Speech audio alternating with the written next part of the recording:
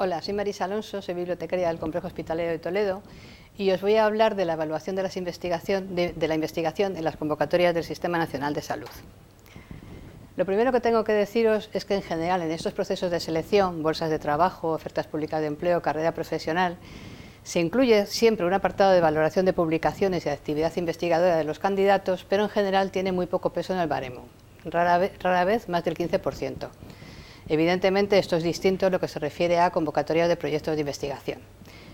Además, entre las diferentes instituciones hay diferencias en cuanto a criterios, puntuaciones, que pueden resultar bastante injustas y desconcertantes para vosotros.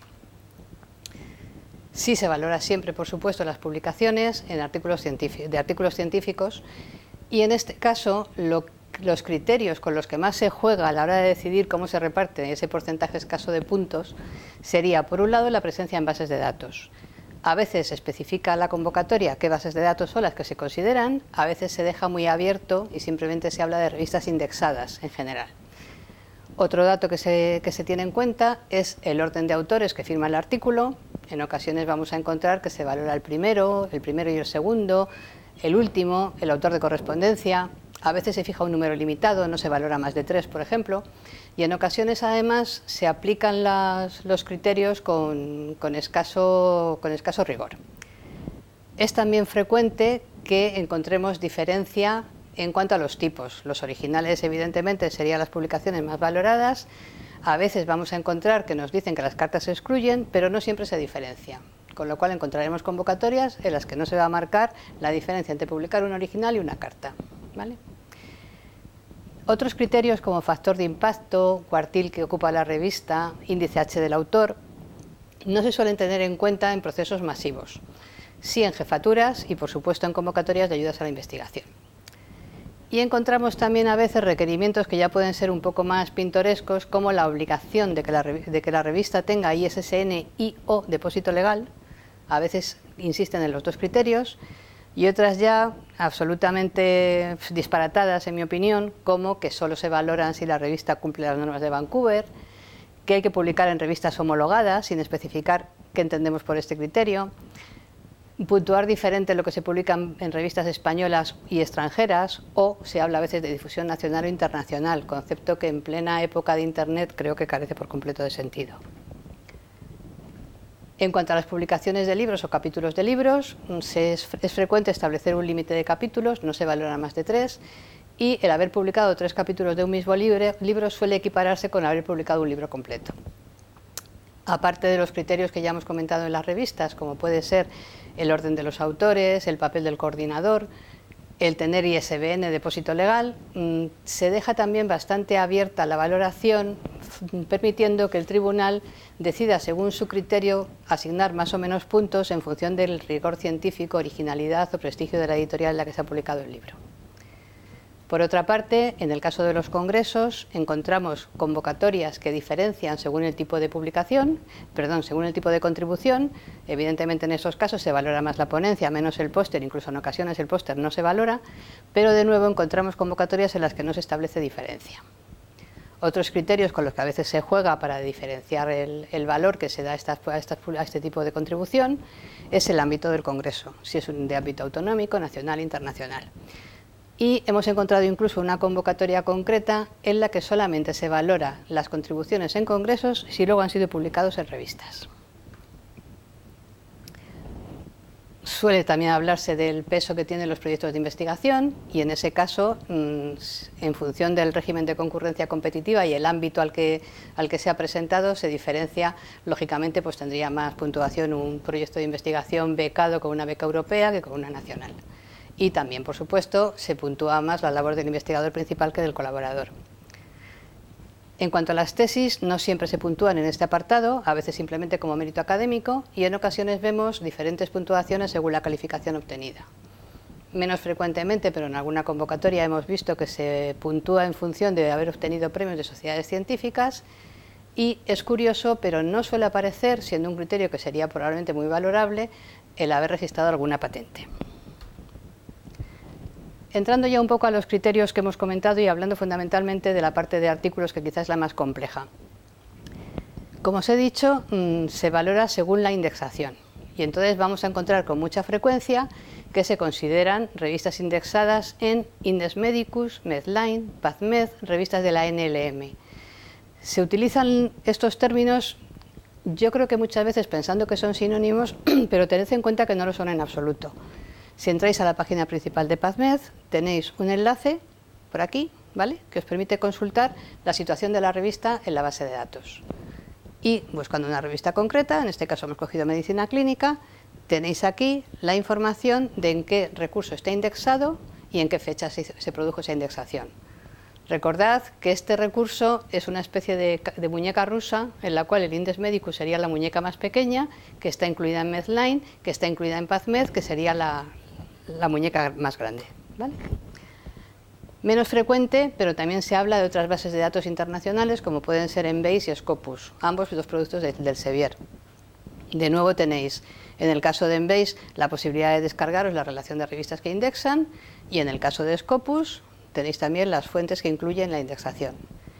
Y entrando en una revista concreta, el periodo en el que esa revista ha sido indexada. Nuevamente se vuelve a jugar un poco confusamente, o puede crearos confusión, el que a veces hablan de revistas indexadas en Web of Science, en la WOS, en el Science Citation Index, o revistas del Journal Citation Report. En estos dos primeros casos tenemos la master list de revistas que ahora mismo controla Clarivate, que es la empresa que está detrás de la WOS, y aquí de nuevo vamos a tener la información de una revista concreta, Lancet, qué repertorios de los que incluye la WOS la indexan. Si lo que están hablando es de JCR, realmente se está hablando de otro criterio, se está hablando de que esa revista esté en el recurso que nos permite consultar factor de impacto y otros datos bibliométricos, al que tenéis acceso por esta página, parte de aquí, donde marca la flecha.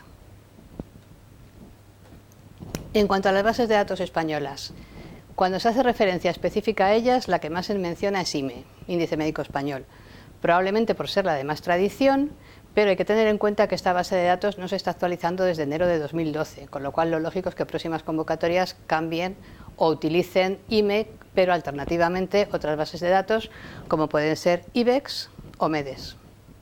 De nuevo, en todas ellas tenéis la posibilidad de consultar las revistas que indexa cada una de ellas, ¿vale? En el caso de IME, además, tenemos un recurso de Bibliosaúd, de la Biblioteca Virtual del Sergas, que permite descargaros la relación de todas las revistas que están indexadas en Índice Médico Español. Si preferís no andar navegando por las distintas bases de datos, o si en vuestra convocatoria se habla ampliamente de revistas indexadas, hay dos recursos gratuitos, porque hay alguno más, pero son de pago, que son MIAR y Latindex, MIAR de la Universidad de Barcelona, donde tenéis información de en qué repertorios está indexada una revista concreta. Es cierto que aquí lo que no nos dan es la cobertura, ¿vale? Pasando al segundo criterio.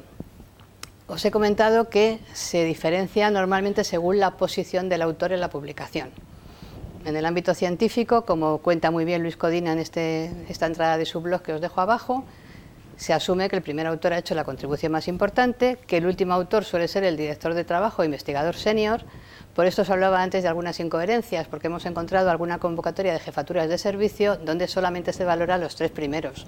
Quedaría directamente excluido, digamos, el autor que ocupa el puesto natural del jefe.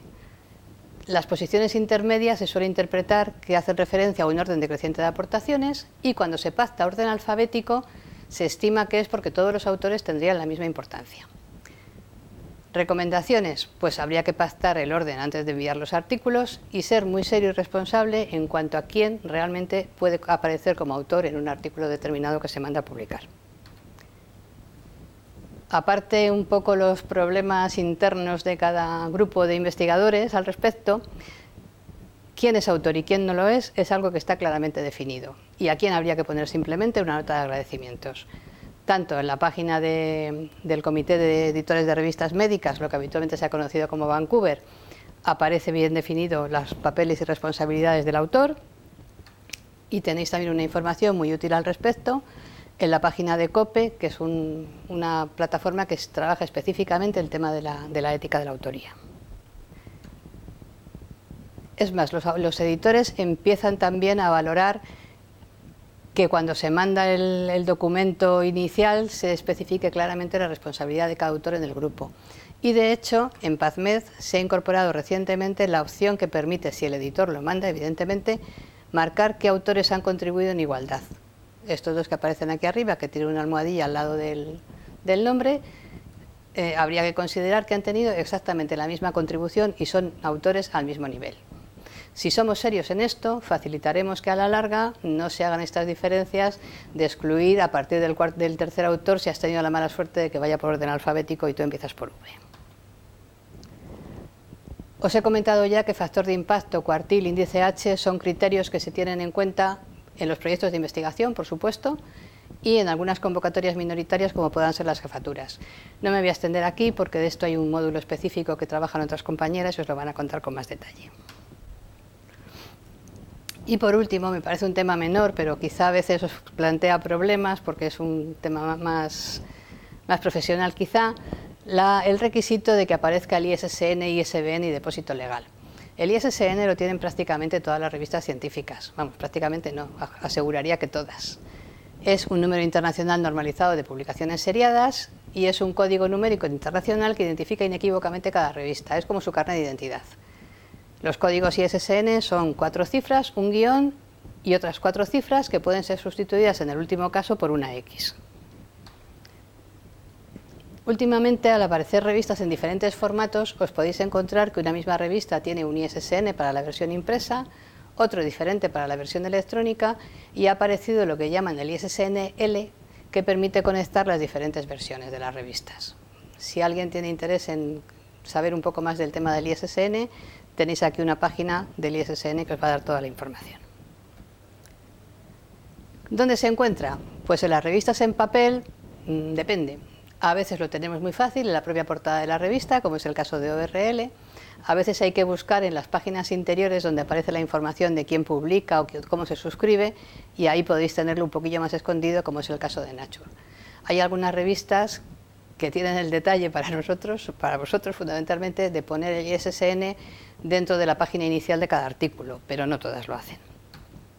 Y en el caso de las electrónicas, yo os he puesto aquí dos ejemplos, uno del New England, otro del Lancet. En ambos está escondido, digamos, al final de la página web. Si no lo encontráis fácilmente, donde ponga información de la revista, ahí seguramente va a aparecer. Por su parte, el ISBN es de nuevo un código internacional, pero en este caso pensado para las monografías, para los libros. Hasta el año 2007 tenía 10 dígitos y en el 2007 se cambió a 13 para hacerlo coincidir con los dígitos del código de barras. Son 5 elementos que se separan entre sí por un espacio o un guión y hacen referencia a un prefijo, el código de país, que en el caso de España es el 84, el código del editor y luego tendríamos ya el número de la publicación concreta y un dígito de control.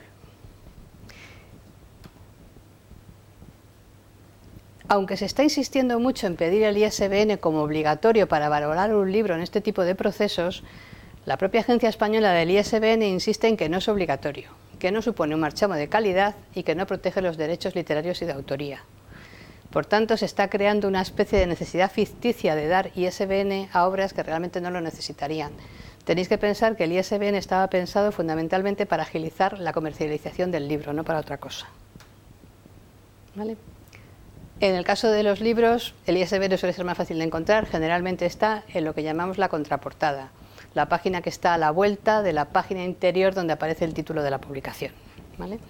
Aquí tenemos un caso español y este es uno que además tiene la ficha catalográfica de la Biblioteca del Congreso. Aquí podéis ver que además hay distintos ISBN, según sea para la obra completa, que aquí son 2 volúmenes, o para cada uno de los volúmenes. Si hubiera distintas ediciones, una en papel pasta dura, otra en pasta blanda, también tendrían diferentes ISBNs. Y en cuanto al depósito legal, nace de la obligación de depositar en una o varias bibliotecas ejemplares de las publicaciones que edita un país. Lo que pretende es recopilar y conservar el patrimonio cultural de cada país. De hecho, en nuestro caso, la Biblioteca Nacional de España recibe por depósito legal todo lo que se publica en el país. Ahora, bibliotecas centrales de comunidades autónomas ocurre lo mismo. Aparece con estas siglas que os pongo aquí siempre, D.L. y el código. No todos los países tienen en su legislación la obligación de depósito legal, pero la mayoría sí. La mayoría lo hacen porque es una buena forma de garantizar la correcta provisión de ejemplares para sus bibliotecas.